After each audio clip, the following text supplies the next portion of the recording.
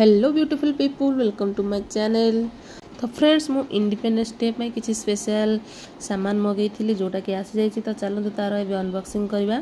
तो मुझा तीन कपड़ा मगई थी, तीन colour try colour green orange और व्हाइट रो। तो से कपड़ा सब आसी जाइए। तो चलते गोटे गोटे खोली देखा केमती कौन अच्छे कपड़ाटा। तो गोटे गोटे खोलला पर मुझे देखली कपड़ा क्वालिटी बहुत बढ़िया अच्छी। आउ आपण मानी बहुत बढ़िया बढ़िया जिनस तैयारी करी हेयर एक्सेसरी प्रोडक्ट। तो से सब आप नेक्स्ट वीडियो देखिए मुझे कौन करोची।